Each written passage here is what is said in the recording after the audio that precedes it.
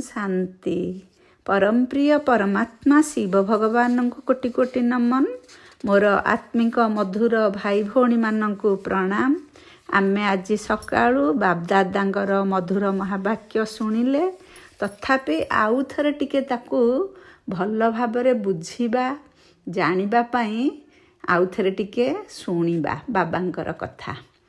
बाबा आमे जानिछे आमर पाप खाता अलगा, पुण्य खाता अलगा। जी जहा करे तार कर्म अनुजाई फल मिले, ये कथा भक्ति मार्ग रे अवश्य जानती जे पाप खाता पुण्य खाता अलगा अलगा बोली। कहीं से माने भाबंती दान पुण्य कले जहा पाप करिछे से कटि जीवो।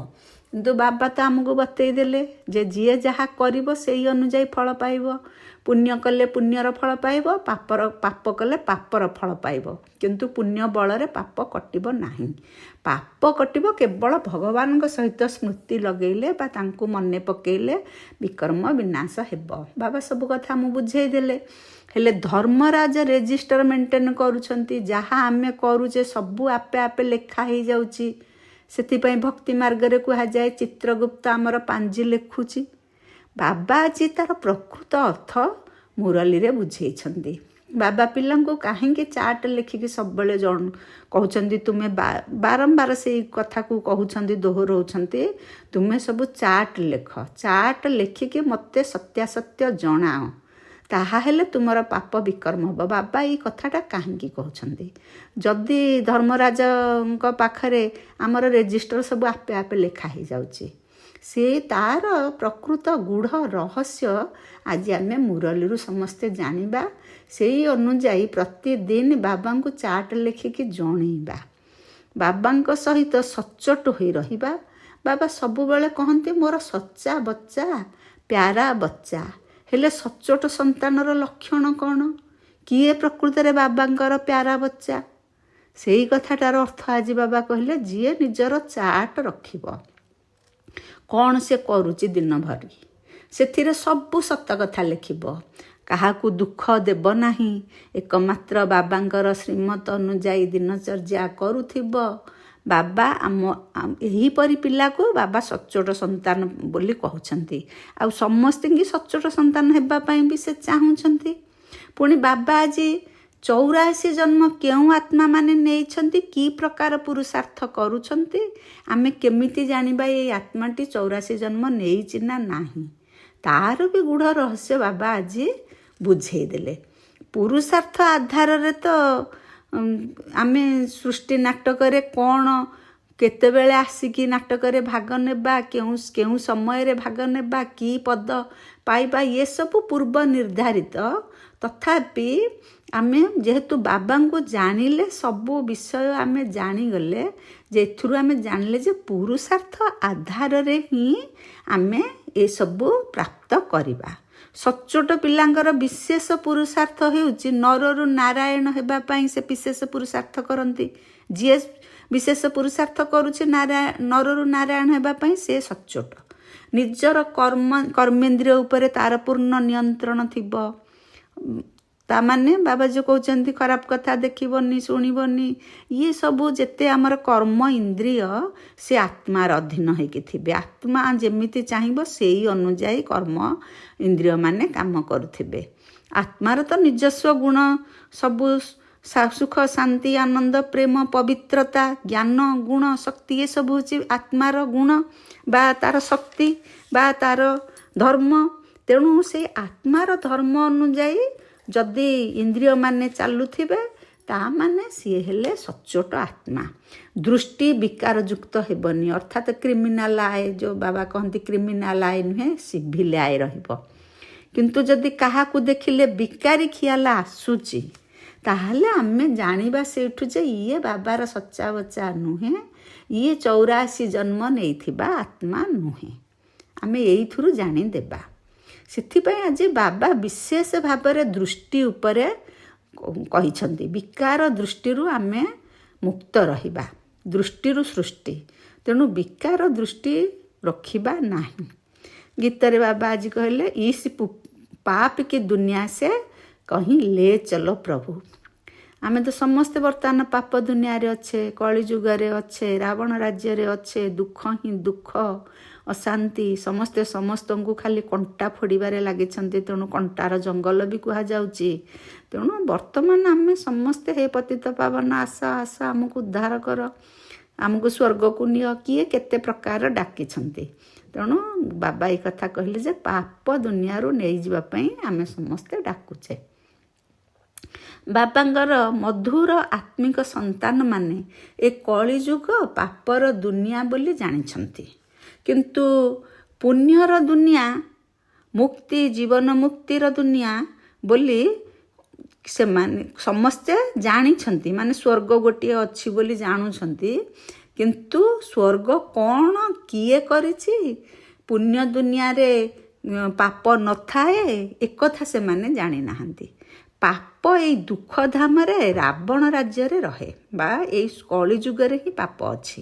କାହିଁକିନା ରାବଣ ତ କୌଣସି ବସ୍ତୁ ନୁହେଁ, କିନ୍ତୁ କଳିଯୁଗରେ ରାବଣର କୁଶ ପୁତଳିକା କାହିଁକି ଜଳଉଛନ୍ତି? ରାବଣ କୌଣସି ବସ୍ତୁ ନୁହେଁ, ରାବଣ ହେଉଛି ଆମ 5 ବିକାର। ଏଇ 5 ବିକାରକୁ ଆମେ ଜଳେଇବା, ଆମ ନିଜେ ଦଗ୍ଧ କରିବା, ବାବାଙ୍କୁ ମନେ ପକେଇ ବା ବାବାଙ୍କ ସହିତ ଯୋଗ ଲଗେଇ। କିନ୍ତୁ ଲୋକ ଜାଣୁନାହାନ୍ତି ଏଇ 5 ବିକାର ଲାଗି ହିଁ ଆମେ ଦୁଃଖରେ ଅଛେ, ଇଏ କଳି ଦୁନିଆ ହେଇଛି। କିନ୍ତୁ ବାବାଙ୍କ ଯିଏ ସଚ୍ଚା ସଚ୍ଚୋଟ ସନ୍ତାନ, ସେମାନେ ଏବେ କଳିଯୁଗରେ ନାହାନ୍ତି। କେମିତି କଳିଯୁଗରେ ନାହାନ୍ତି? ସମସ୍ତେ ତ ବର୍ତ୍ତମାନ ତ କଳିଯୁଗ ଚାଲିଛି, ସେ କଳିଯୁଗରେ ନାହାନ୍ତି, ଆଉ କେଉଁଠି ଅଛନ୍ତି? ବାବା ସେଇ କଥା କହିଲେ, ସେମାନେ ପୁରୁଷୋତ୍ତମ ସଙ୍ଗମ ଯୁଗରେ ଅଛନ୍ତି। କାହିଁକିନା ବାବା ସ୍ୱତନ୍ତ୍ର ସେ କହୁଛନ୍ତି, ସ୍ୱୟଂ କହୁଛନ୍ତି ମୁଁ ପୁରୁଷୋତ୍ତମ ସଙ୍ଗମ ଯୁଗରେ ଆସୁଛି। ମାନେ କଳିର ଶେଷ ଆଉ ସତ୍ୟର ଆରମ୍ଭ, ସେଇ ସନ୍ଧିକ୍ଷଣଟା ହେଲା ସଙ୍ଗମ ଯୁଗ। ସେ ସବୁଠାରୁ ସମସ୍ତଙ୍କୁ ମାନେ ଆତ୍ମାମାନଙ୍କୁ ଆତ୍ମା ପୁରୁଷକୁ ଉତ୍ତମ କରୁଛନ୍ତି। ତେଣୁ ପୁରୁଷୋତ୍ତମ ସଙ୍ଗମ ଯୁଗ। ଏଇ ସଙ୍ଗମ ଯୁଗରେ ବାବାଙ୍କର ସଚ୍ଚୋଟ ସନ୍ତାନମାନେ କଳିରେ ଥିଲେ ବି ତାଙ୍କ ମନ, ତାଙ୍କ ବୁଦ୍ଧି, ତାଙ୍କର ଚାଲିଚଳନ, ଢଙ୍ଗ ରଗ ସବୁ ପୁରୁଷୋତ୍ତମ ସଙ୍ଗମ ଯୁଗରେ ରହିଛି। ବାବାଙ୍କ ସାଥିରେ ସେମାନେ ରହିଛନ୍ତି। ତେଣୁ ସେମାନେ ପିତାଙ୍କ ପାଖକୁ ଆସିଲା ବେଳେ ବି ଜାଣିଛନ୍ତି।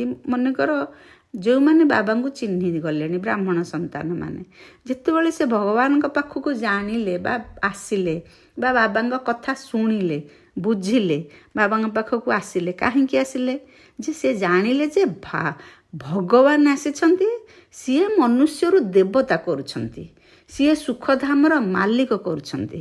ତେଣୁ ପୁରୁଷୋତ୍ତମ ସଙ୍ଗମ ଯୁଗରେ ସ୍ୱୟଂ ଯେତେ ସବୁ ପୁରୁଷାର୍ଥୀ ଆତ୍ମା ବା ସତ୍ୟଯୋଗୀ ଆତ୍ମା ବା ଯେଉଁମାନେ ବର୍ତ୍ତମାନ ପତିତ ହୋଇଯାଇଛନ୍ତି କିନ୍ତୁ ସେମାନେ ସତ୍ୱପ୍ରଧାନ ଆତ୍ମା ଥିଲେ, ସେଇମାନେ ଖୁବ୍ ଆଗ୍ରହରେ ଭଗବାନ ଆସିଛନ୍ତି ବୋଲି ମନୁଷ୍ୟରୁ ଦେବତା କରୁଛନ୍ତି, ସୁଖଧାମର ମାଲିକ କରୁଛନ୍ତି କହି ତାଙ୍କ କଥା ବୁଝୁଛନ୍ତି। ସେଇ ଆତ୍ମାମାନେ ଜାଣ ପୁରୁଷୋତ୍ତମ ସଙ୍ଗମ ଯୁଗରେ ଅଛନ୍ତି। ଆଉ ସମସ୍ତ ଆତ୍ମା ଏଇ କଳି ଯୁଗରେ ଅଛନ୍ତି।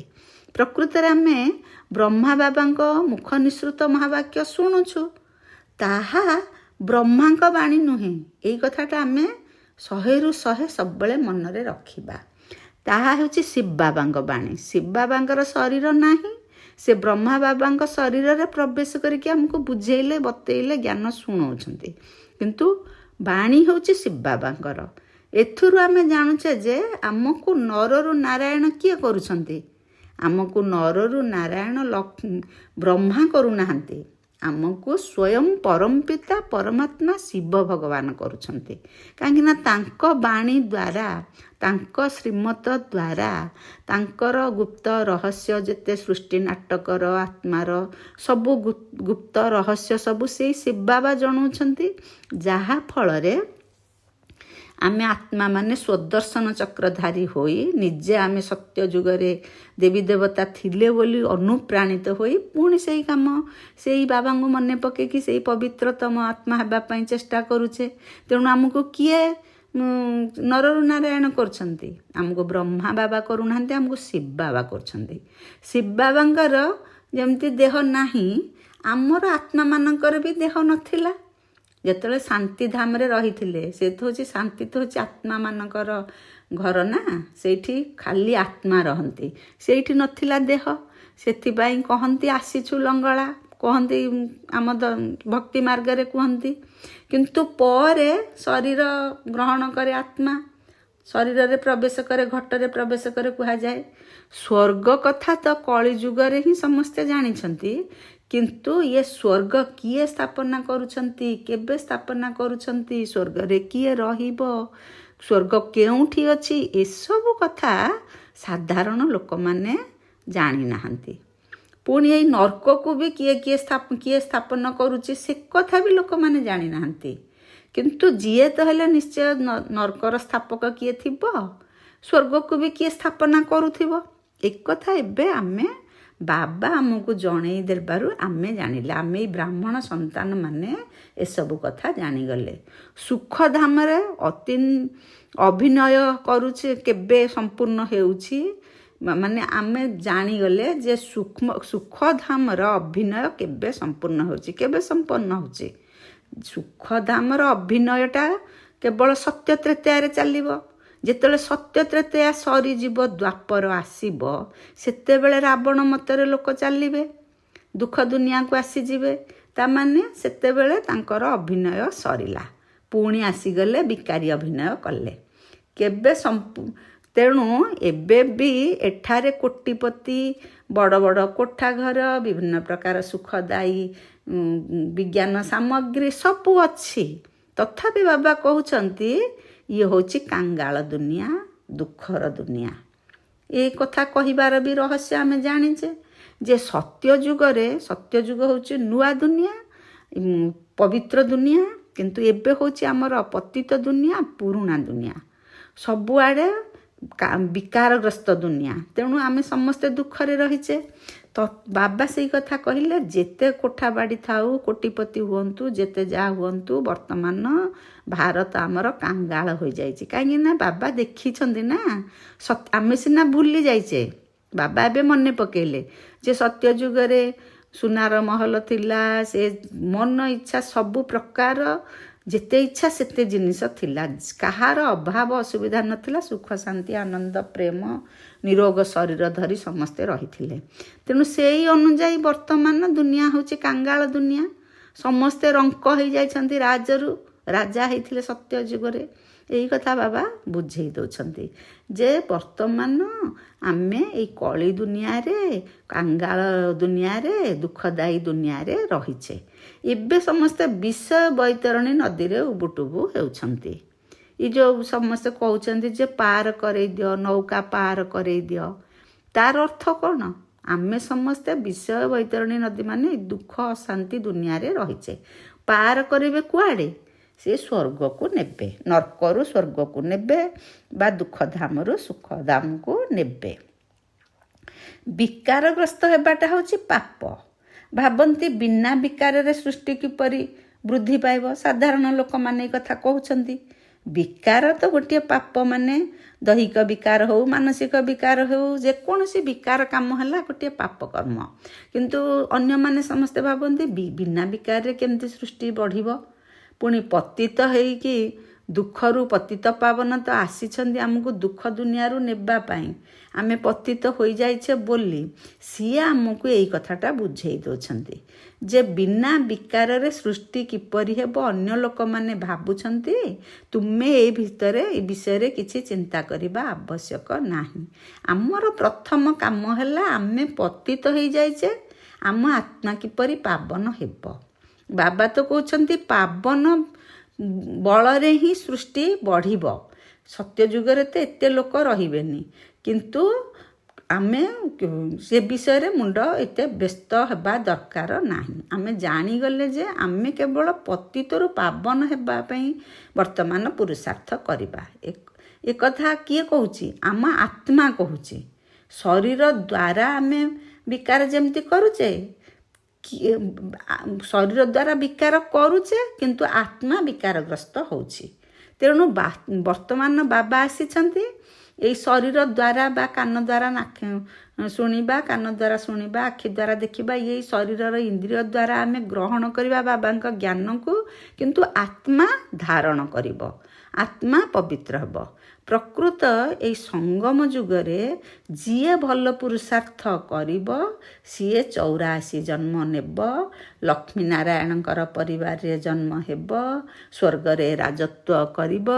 କିନ୍ତୁ ଏଇ ଯେଉଁ ବ୍ରାହ୍ମଣମାନେ ବର୍ତ୍ତମାନ କ୍ରମାନ୍ୱୟରେ ଅଛନ୍ତି। ବ୍ରାହ୍ମଣମାନେ ଅର୍ଥ ଯିଏ ବାବାଙ୍କୁ ଜାଣିଗଲେ, ଯିଏ ବାବାଙ୍କ ଜ୍ଞାନ ଶୁଣୁଛନ୍ତି, ବ୍ରହ୍ମାବତ୍ସ, ସେମାନେ ହେଲେ ବ୍ରାହ୍ମଣ।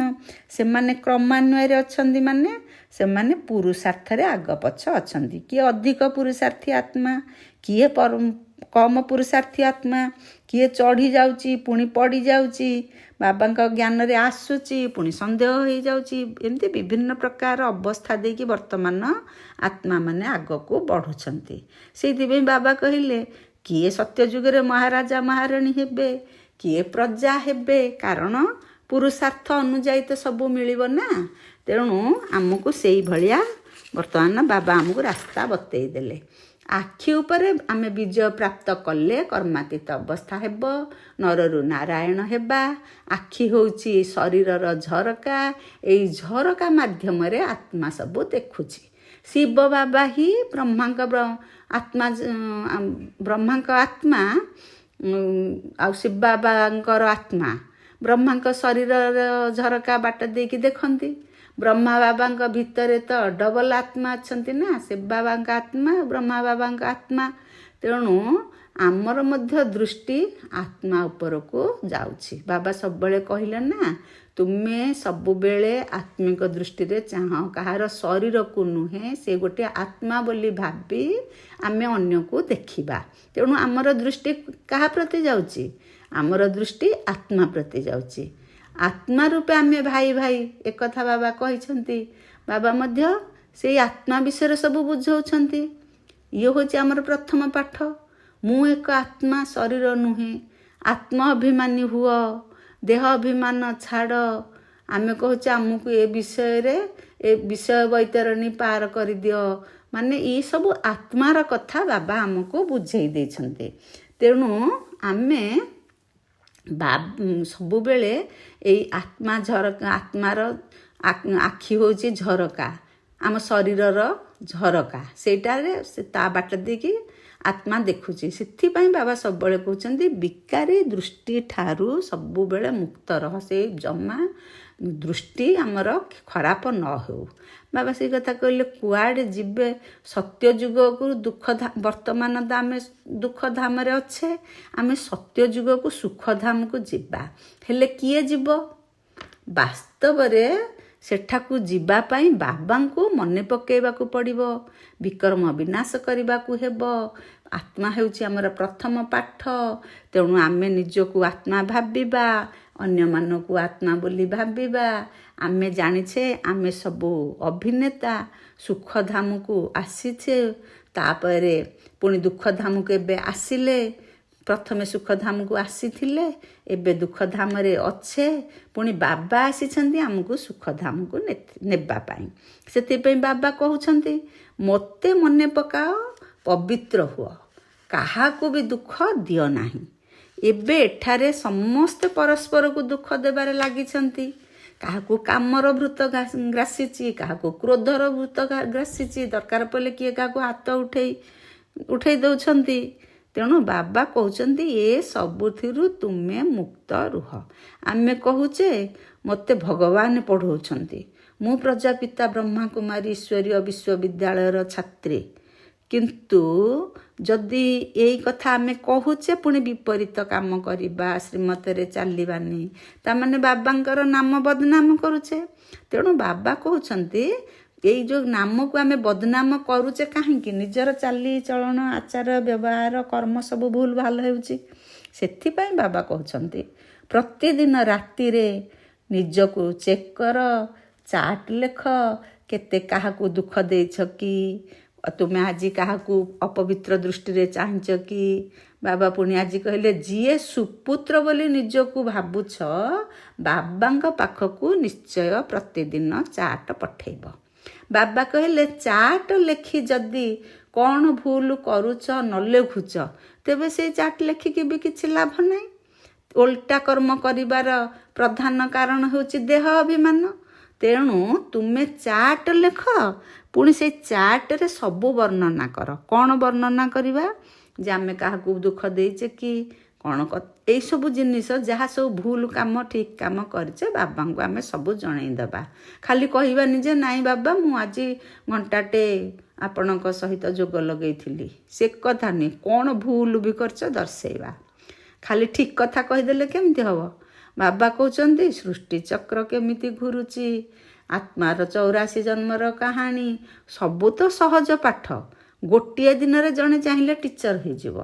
ମୁଁ 84 ଜନ୍ମ କିପରି ନେଇଛି ତା ଉପରେ ମନନ ଚିନ୍ତନ କଲେ, ଅର୍ଥାତ୍ ସ୍ୱଦର୍ଶନ ଚକ୍ରଧାରୀ ହେଲେ ସେ ଆତ୍ମା ଟିଚର ଠାରୁ ବି ଆଗକୁ ଯାଇପାରିବ। ଯଦି ଜଣେ ନିଜେ 84 ଜନ୍ମର କାହାଣୀ ଦିନ ରାତି ଚିନ୍ତନ ମନ୍ଥନ କଲା, ବାବା କ'ଣ କହିଛନ୍ତି ସେ ପାଠକୁ ବାର ବାର ମନେ ପକେଇଲା, ତାହେଲେ ସେ ଟିଚର ଠାରୁ ବି ଆଗକୁ ଯିବ ହରି। ତେଣୁ ବାବା କହିଲେ ଆଗକୁ ସେ ଯାଇପାରିବ ଯଦି କୌଣସି ଆତ୍ମା ସ୍ୱ ଇଚ୍ଛାରେ ବାବାଙ୍କୁ ଚାର୍ଟ ଦେଖଉଛି, ଦୈବୀ ଗୁଣ ଧାରଣ କରୁଛି, ତାହା ହେଲେ ସିଏ ଆତ୍ମା ଯିଏ ଟିଚର ଅଛନ୍ତି ତାଙ୍କୁ କାଟିକି ଆହୁରି ଆଗକୁ ଯିବେ ହେରି, ତାଙ୍କୁ ପଛରେ ପକେଇଦେବେ। ତେଣୁ ବାବା କହିଲେ ପିଲାମାନେ, ଯେଉଁ ପିଲା ଏଇଭଳି କାମ କରୁଛି ସେ ହେଉଛି ବାବାଙ୍କର ବହୁତ ମିଠା।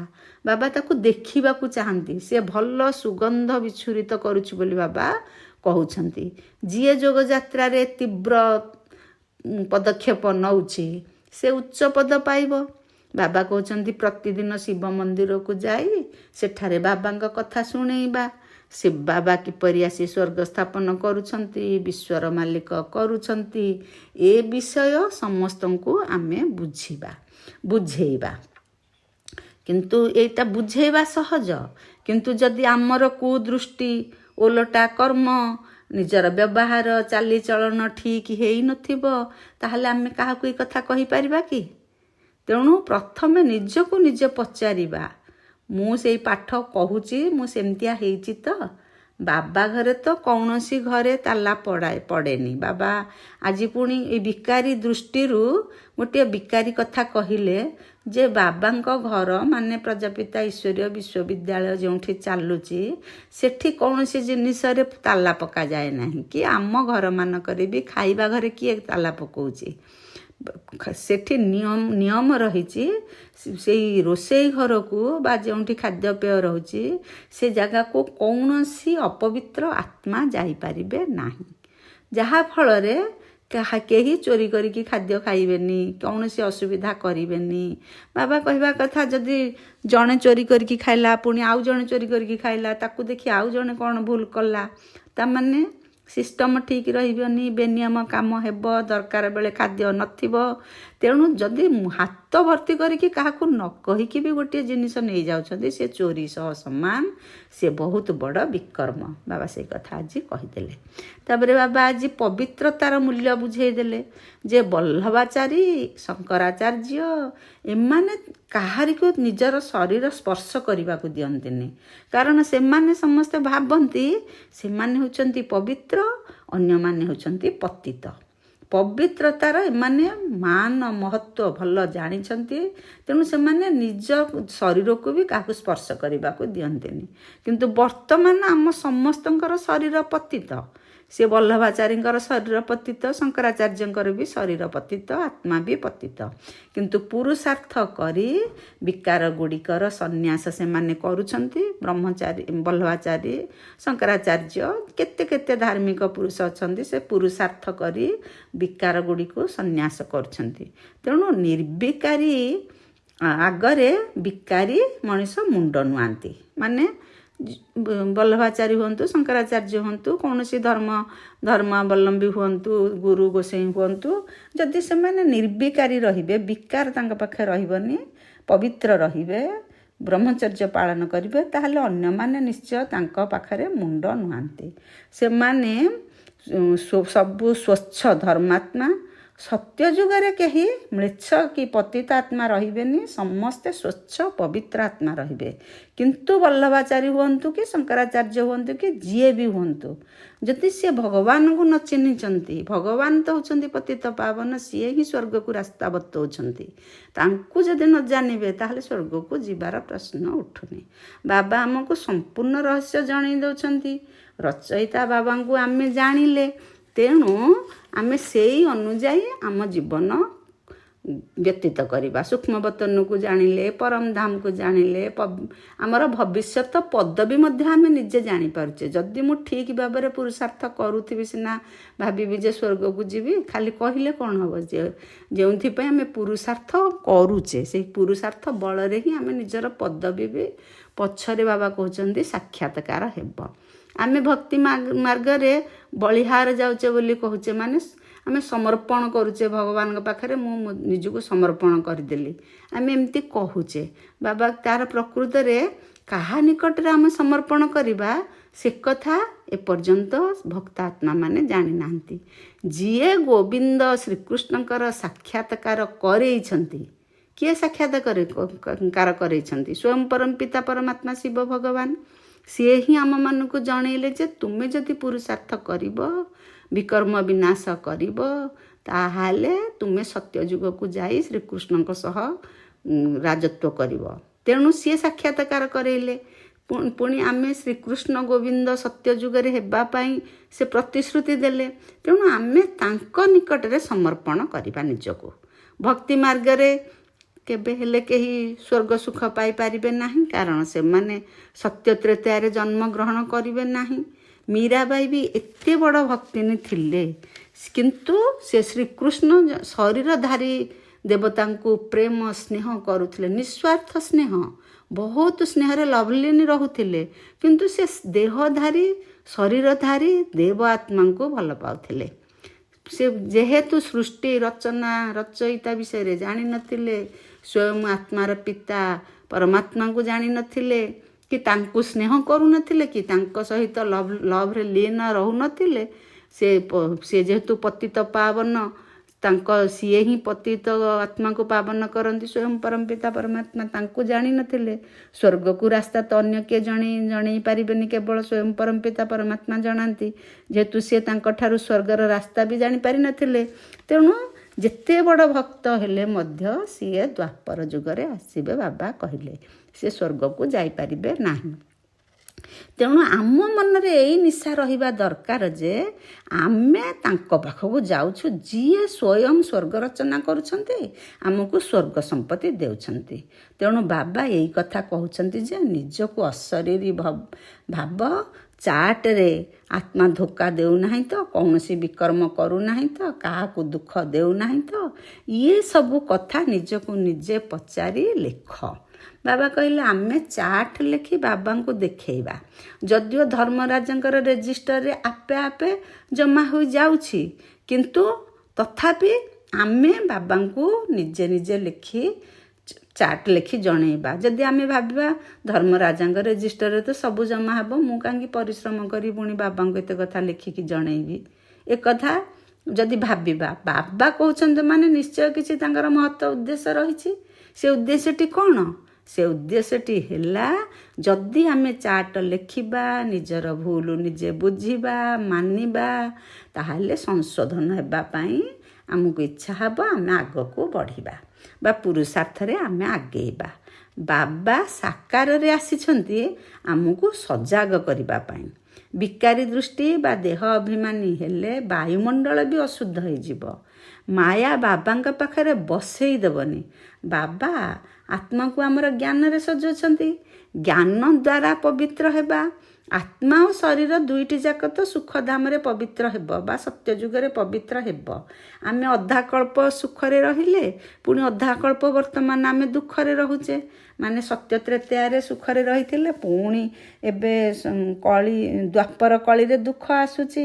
ମନୁଷ୍ୟମାନେ ପୁଣି କହୁଛନ୍ତି ଯେ ଭଗବାନ କାହିଁକି ଏମିତି କଲେ, ପୁଣି ସୁଖ ଦେଉଛନ୍ତି, ଦୁଃଖ ଦେଉଛନ୍ତି, ଏତେ ପ୍ରକାର ଲୀଳା କାହିଁକି ଚାଲିଛି।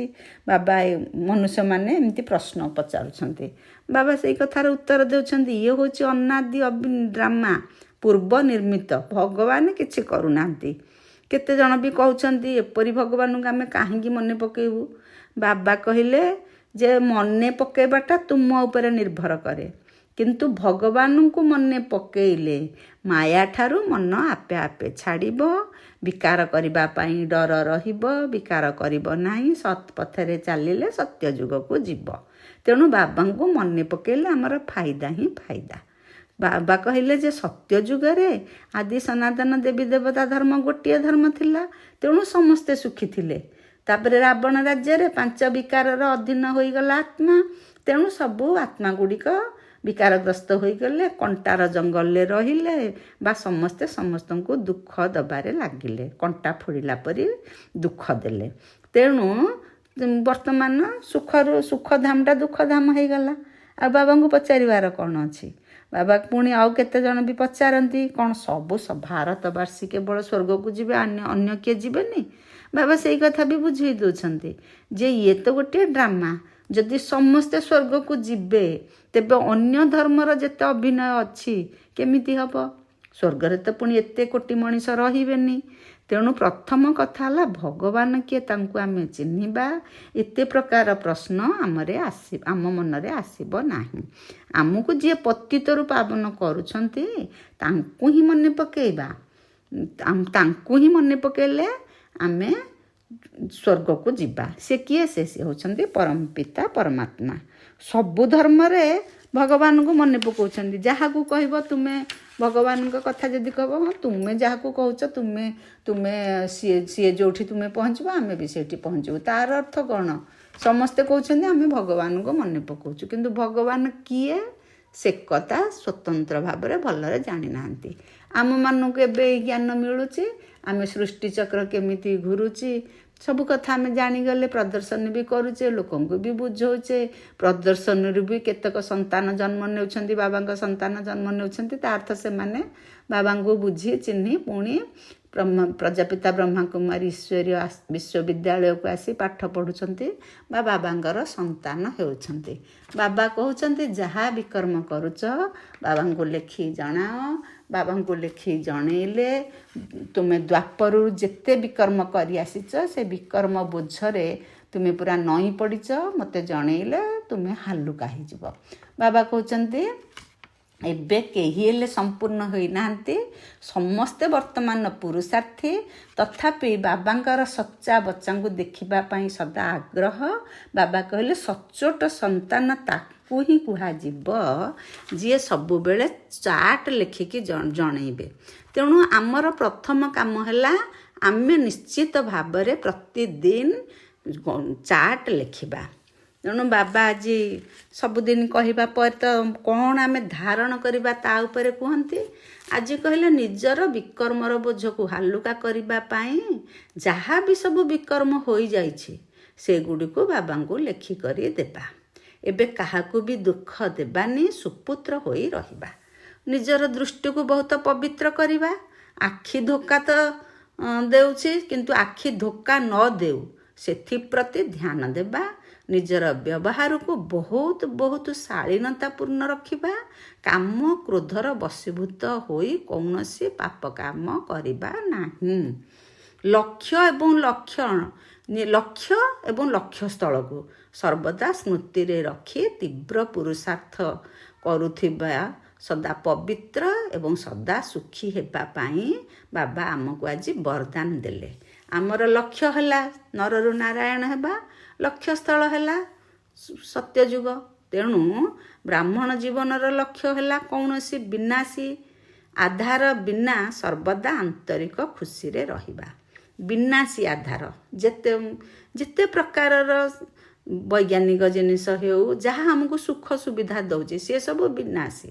ସେଇ ଆଧାର ବିନା ଆମେ ଆନ୍ତରିକ ଖୁସିରେ ରହିବା ଆମ ଜୀବନର ଲକ୍ଷ୍ୟ ହେବା ଦରକାର। ଯେତେବେଳେ ଏହି ଲକ୍ଷ୍ୟକୁ ପରିବର୍ତ୍ତନ କରି ବିନାଶୀ ପ୍ରାପ୍ତି ଗୁଡ଼ିକର ଛୋଟ ଛୋଟ ଗଳି ରାସ୍ତାରେ ଯାଇ ବାଟବଣା ହୋଇଯାଉଛ, ସେତେବେଳେ ନିଜର ପ୍ରକୃତ ଲକ୍ଷ୍ୟସ୍ଥଳ ଠାରୁ ଦୂରେଇ ଯାଉଛ। ବାବା ଆଜି ସେ କଥାଟା ଭଲରେ ବୁଝେଇ ଦେଲେ ଯେ ଆମେ ଛୋଟ ଛୋଟ ଜିନିଷ ପାଇବା ପାଇଁ ତାରି ପଛରେ ଗୋଡ଼େଇଛେ, ଯାହାକି ବିନାଶୀ। ଯେତେ ତା ପଛରେ ଗୋଡ଼େଇବା ସେତେ ବାବାଙ୍କ ପାଖରୁ ଆମେ ଦୂରେଇ ହେଇଯିବା। ଆମର ଲକ୍ଷ୍ୟ ହେଉଛି ସ୍ୱର୍ଗରେ ପହଞ୍ଚିବା। ଆମର ଲକ୍ଷ୍ୟ ହେଉଛି ବାବାଙ୍କ ସହିତ କନେକ୍ସନ୍ ରଖିବା। ଯଦି ଆମେ ବାବାଙ୍କ ଠାରୁ ଦୂରେଇକି ବିନାଶୀ ଧନ ବା ବିନାଶୀ ଆଜି ଘର କରିବି, ଆଜି କୁଆଡ଼େ ଯିବି, ବୁଲିବି, ଚାଲିବି, ଦେଖିବି, ଖାଇବି, ଇଏ ସବୁ ଯେତେ ଜିନିଷ ପ୍ରତି ଲାଳାୟିତ ହେଇଯାଉଛେ, ତାମାନେ ବାବାଙ୍କ ଠାରୁ ଆମେ ଦୂରେଇ ହେଇଯାଉଛେ। ସେଥିପାଇଁ ଯାହା ବି ହେଇଯାଉ ବିନାଶୀ ପ୍ରାପ୍ତି ଗୁଡ଼ିକୁ ତ୍ୟାଗ ପଛକେ କରିବାକୁ ପଡ଼ୁ, କାହାକୁ ଆମେ କେବେ ହେଲେ ଅବିନାଶୀ ଖୁସିକୁ କେବେ ହେଲେ ଛାଡ଼ିବା ନାହିଁ। କାହିଁକିନା ଆମେ ପବିତ୍ର, ହୋଲି ଅର୍ଥାତ୍ ପବିତ୍ର, ହାପି ଅର୍ଥାତ୍ ଖୁସି।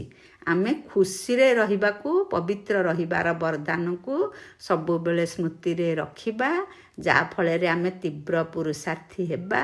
ତୀବ୍ର ପୁରୁଷାର୍ଥୀ ହେଲେ ଅବିନାଶୀ ପ୍ରାପ୍ତି ମିଳିବ। ଅବିନାଶୀ ପ୍ରାପ୍ତି କ'ଣ? ମାନେ ସ୍ୱୟଂ ପରମପିତା ପରମାତ୍ମାଙ୍କର ଅବିନାଶୀ ସମ୍ପତ୍ତିର ମାଲିକ ଆମେ ହେବା। ତାଙ୍କର ଅବିନାଶୀ ସମ୍ପତ୍ତି ହେଲା ସ୍ୱର୍ଗ। ସ୍ୱର୍ଗ ଭାଗ୍ୟ ଆମେ ପ୍ରାପ୍ତ କରିବା। ଓମ୍ ଶାନ୍ତି।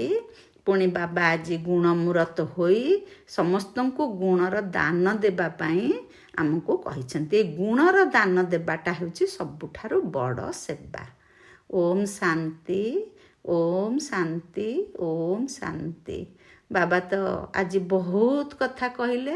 ବିଶେଷ କରି ଆମେ ଚାର୍ଟ ଲେଖିବାଟା ଜରୁରୀ। ବାବାଙ୍କର ଏଇ ଗୋଟିଏ କଥାକୁ ଆମେ ନିହାତି ମାନିବା। ଓମ୍ ଶାନ୍ତି।